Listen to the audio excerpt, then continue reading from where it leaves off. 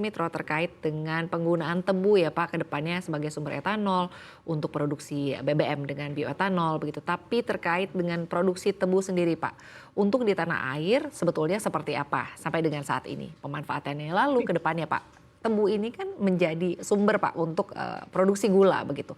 Apakah nanti ke depannya akan mencukupi Pak produksinya jika ternyata dari tebu akan dipergunakan untuk gula juga dan juga untuk sumber dari etanol ini sendiri? Atau sebetulnya ada tebu dengan jenis lain Pak yang kemudian akan digunakan untuk produksi BBM bioetanol ke depannya? Terima kasih Mas Sinta. Jadi bioetanol ini bisa dibuat memang tadi seperti disampaikan Pak Satya Yuda dari yang direncanakan ini kan dibuat dari molasses.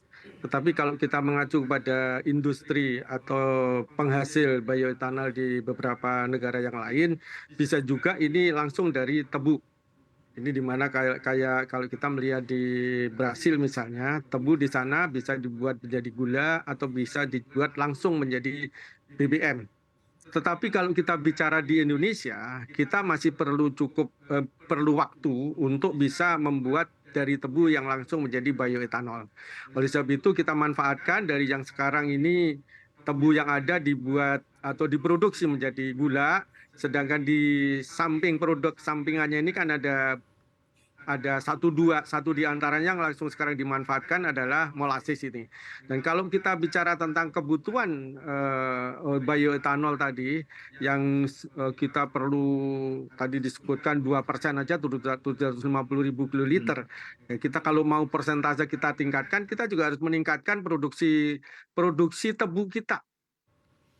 Tadi saya sampaikan bahwa kita bicara dari Perpres saja, kita harus menyiapkan lahan baru 700.000 hektar sampai dengan tahun 2028 dan sampai dengan tahun 2030, di mana untuk pangan saja kita harus bisa memenuhi kebutuhan gula baik untuk konsumsi dan untuk industri.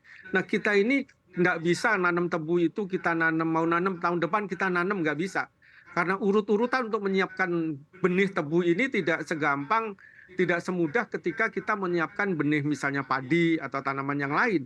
Kita ini perlu tahapan-tahapan, bahkan kalau kita mau sempurnakan maka ada 5 tahapan tanaman tebu, bibit tebu yang itu setiap tahapannya bisa makan waktu 5 sampai 8 bulan. Dan itu memerlukan lahan yang itu harus kita seriusi juga. Nah kita tahu juga sering kita perbincangkan dan maaf kadang kita juga perdebatkan rencana yang diamanahkan oleh Perpres tahun nomor 40 tahun 2023 ini 700.000 hektar itu mau ditaruh di mana? Karena kalau kita nanam tebu, ini di sana mau dibuat misalnya langsung menjadi gula atau menjadi bioetanol, di sana juga harus berdiri pabriknya. Taruh kita pabrik gula, seperti yang sekarang ramai diwacanakan di Merauke, mau ditanam di sana ada 2 juta lahan. Wah kalau kita bicara lahan di Papua ini bukan main. Tapi apakah benar kita bisa langsung nanam tebu 2 juta? Dan kalau kita misalnya 2 juta hektar ini perlu pabrik gula berapa? Sedangkan untuk 20.000 hektar saja minimal, kita harus siapkan 1 pabrik gula. Nah kita lihat juga, saya setuju lah untuk pemerataan pembangunan barangkali di Merauke, tetapi kan kita tidak bisa langsung ngomong aja, di sana ada lahan, kita nggak usah jauh-jauh lah. Di Jawa Barat, di Jawa Tengah kalau lahan yang ditanam tebu masih banyak. Tapi apakah betul di sana ini nanti kita bisa mendirikan pabrik gula sesuai dengan tanah dan lingkungan sekelilingnya? Di kita aja di Jawa, pusat tebu itu, pusat pabrik gula ada yang besar ada di Jawa Timur. Di Jawa Tengah yang dulu juga nomor 2, sekarang mohon maaf ini Pak Satya juga kami sampaikan bahwa justru pabrik gula milik BUMN yang satu demi satu sekarang tutup karena kehilangan bahan baku tebu. Padahal di sana tanahnya cukup, jadi ini harus punya kemitraan. Nah, oleh sebab itu kalau untuk memperoleh bahan baku bioetanol ini dari molasses, pabrik gula yang akan dibangun ini harus bersamaan dengan lahannya. Lahan yang dibangun ini juga harus dipersiapkan. 700.000 hektar ini hari ini tahun 2024 lah yang akan datang ini harus kita siapkan untuk pembenihan seluruh itu misalnya diawali dari 2.500 hektar. Di mana? 8 bulan berikutnya kita harus 2.500 kali 6 ada 15.000. Di mana? 15.000 tahun. Jadi ini persiapan ini perlu pemikiran yang serius juga. Kita harus punya data yang valid. Kita tidak boleh data ini kita awali dari asal seneng-seneng aja yang merintah kita. Kita harus serius. Tidak boleh kita sekarang. Bahkan saya meragukan kalau hari ini di Indonesia ada 500.000 hektar Baik. tanaman tebu. Saya meragukan.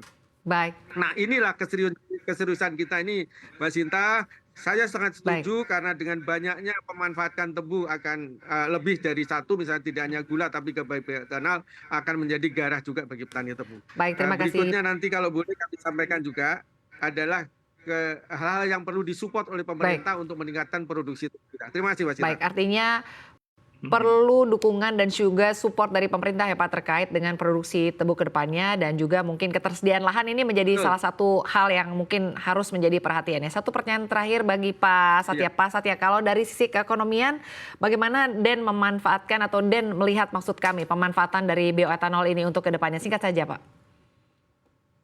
Ya, harus kita buat commercially viable ya. Jadi supaya secara komersial bisa berkompetisi. Karena saat ini mereka akan dikompetisikan dengan jenis BBM umum ya, di mana harganya masih tinggi. Jadi apabila cukainya itu bisa dikurangi atau diberikan satu kemudahan, saya yakin mereka akan menjadi lebih kompetitif. Jadi ini semuanya berpulang pada harga. Karena ethanol for food itu lebih menguntungkan daripada ethanol for energy. Jadi ini yang menurut saya harus dipecahkan dan tidak hanya terjadi di Indonesia, tapi di beberapa negara maju juga demikian. Maka kita melihat gitu potensinya ada. Tadi disampaikan bahwa feedstock nanti akan ada diversifikasi, tidak mesti melulu tebu, bisa batang kelapa sawit, bisa sorghum, bisa mikroalga, itu juga menjadi alternatif-alternatif. Tapi yang paling penting itu adalah bahwa harga daripada bioetanol akan dibuat sedemikian rupa menjadi kompetitif dan kita juga berharap nanti akan kita laporkan dalam bentuk rekomendasi kepada Menteri Keuangan supaya diberi kemudahan. Ya paling tidak seperti yang saya bilang tadi, kalau pajaknya dikurangi, saya yakin itu juga akan merangsang produksi daripada etanol itu untuk dijadikan bioetanol. Saat ini yang melakukan pencampuran baru Pertamina loh.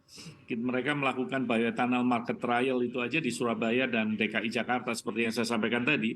Jadi transportasi juga akan menambah kos ya. Maka ini yang betul-betul kita teliti dengan baik ya, sehingga maksud daripada pemerintah di dalam Perpres untuk tahun November 2023 tahun 2023 ini bisa menjadi satu kenyataan gitu ke depannya.